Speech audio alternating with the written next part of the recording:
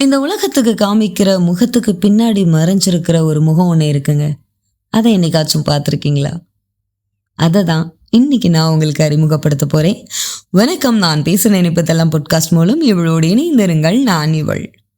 மற்றவங்கள அதிக நேரம் நாம் உன்னிப்பாக கவனிக்கிற அளவுக்கு நம்மளை நாமே கவனிச்சிருக்க மாட்டோம்.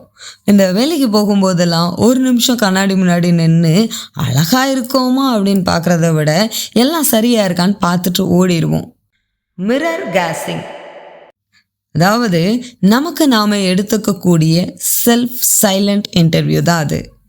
கண்ணாடி முன்னாடி ஒரு 10-15 நிமிஷம் நின்று எதுவுமே பண்ணாமல் நம்மளை நாமளே பார்த்து கொள்வது தான்.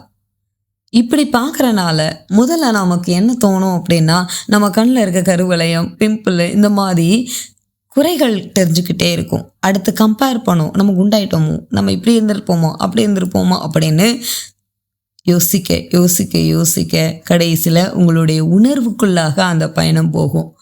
போகிற பயணம் உங்களை சில நேரங்களில் அழ வைக்கலாம், சிரிக்க வைக்கலாம், யோசிக்க வைக்கலாம், உங்களை தாழ்வு மனப்பான்மைக்குள்ளேயும் தள்ள வைக்கலாம்.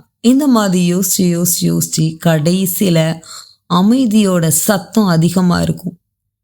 அப்பந்தான் நீங்கள் உங்களுடைய உணர்வுகளை கட்டுப்படுத்த ஆரம்பிச்சிட்டிங்கன்னு அர்த்தம். உங்களுடைய ஃபோக்கஸ் அதிகமாக இருக்குது.